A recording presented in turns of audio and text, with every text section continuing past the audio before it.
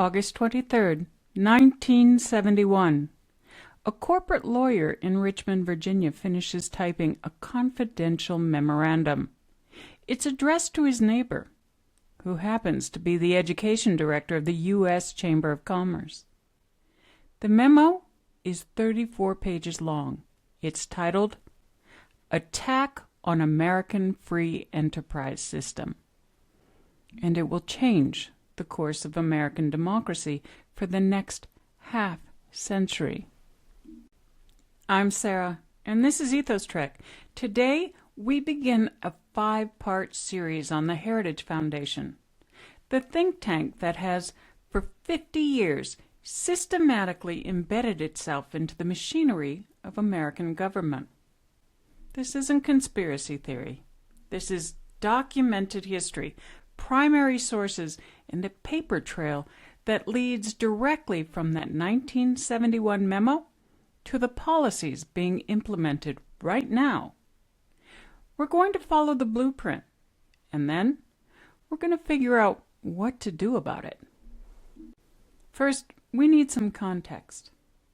To understand where we are, we need to understand 1971. The environmental movement was ascendant. Rachel Carson's Silent Spring had awakened America to corporate pollution.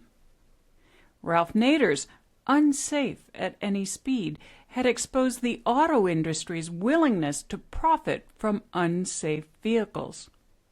The Clean Air Act had just passed. The EPA had just been created by Richard Nixon, a Republican.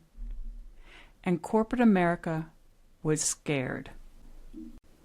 Lewis Powell wasn't just any corporate lawyer. He sat on the board of Philip Morris. He had spent years defending the tobacco industry against the growing scientific evidence that cigarettes caused cancer.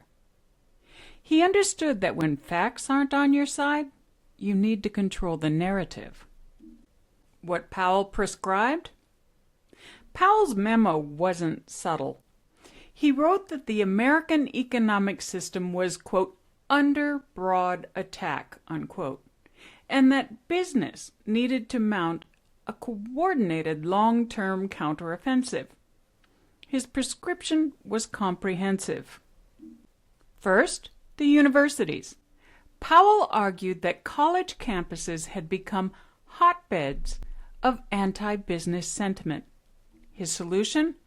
Fund conservative scholars, create academic programs that would provide intellectual legitimacy for pro-business policies, monitor textbooks, push back against professors who criticized capitalism. Second, the media. Powell noted that television news reached 50 million Americans every night. He urged corporations to demand, quote, equal time, unquote, for pro-business viewpoints, to monitor content, and to fund their own outlets. Third, the courts. Powell called for building a legal infrastructure, public interest law firms that would fight regulations, challenge consumer protections, and advance corporate interests through litigation. And fourth, politics itself. Powell urged, quote, constant surveillance, unquote, of legislative activity and the building of a political apparatus that could reward friends and punish enemies.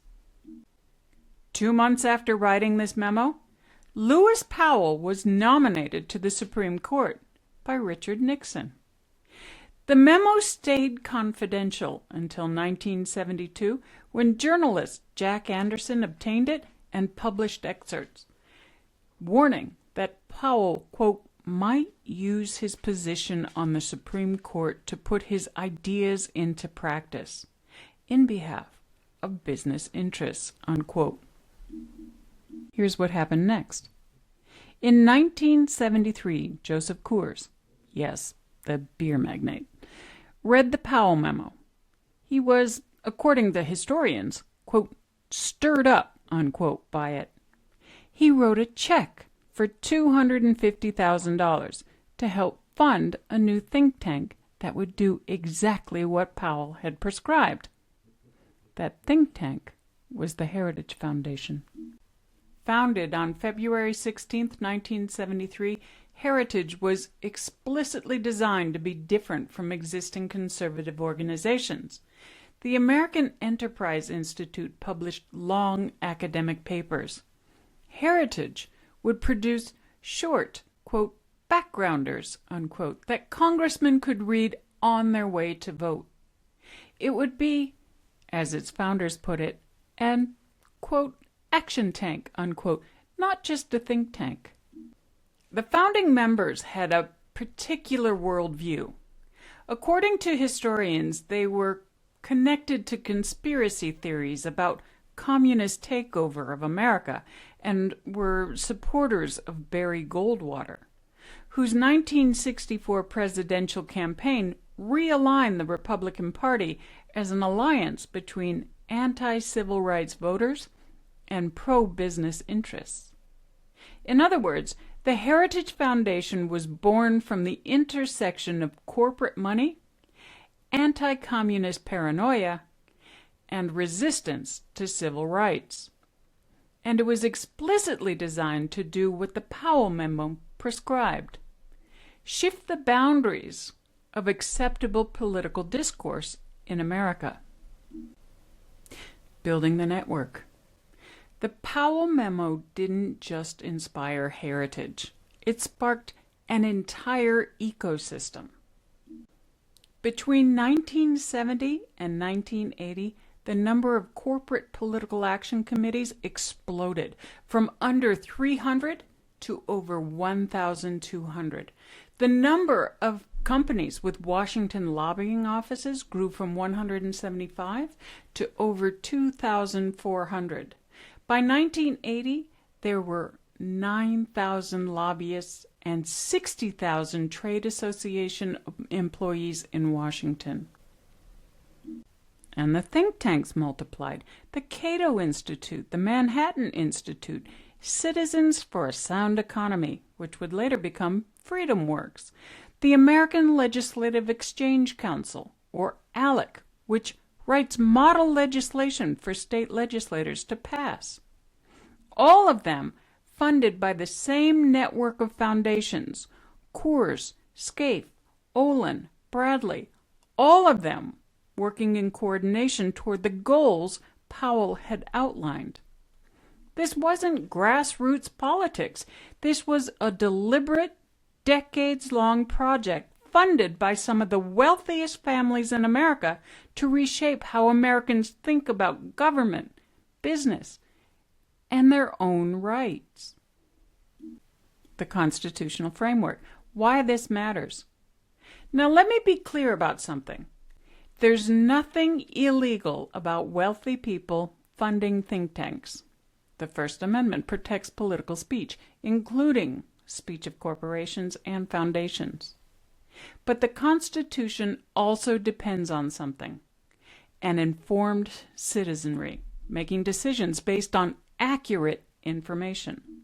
What the Powell Memo prescribed, and what Heritage and its allies have implemented, is a systematic effort to manipulate public opinion, not through open debate, but through manufactured consensus, not through the marketplace of ideas, but through a marketplace where only one set of ideas is funded.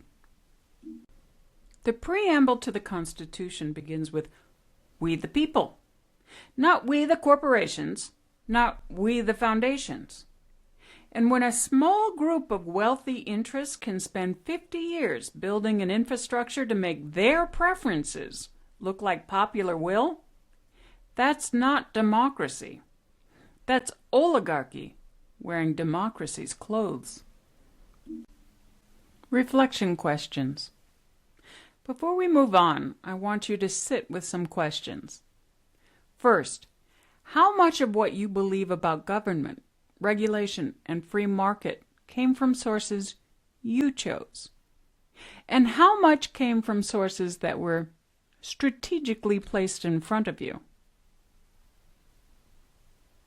Second, when you hear phrases like limited government, free enterprise, or traditional values, do you know where those framings came from? Do you know who funded the development of those talking points? Third, if you learn that a policy position you hold was developed by an organization funded by corporations who would profit from that policy, would it change how you feel about it? Here's what I want you to take from this episode.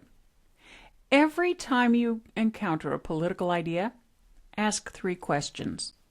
1. Who funded this? Think tanks don't appear from nowhere. Follow the money. 2. Who benefits? Not who says they benefit. Who actually benefits if this policy is implemented? 3. What's the history? Ideas that seem like common sense today were often controversial when they were first introduced. Understanding that history helps you see the machinery behind the consensus. Concrete action items you can do this week? 1. Look up one policy position you hold strongly.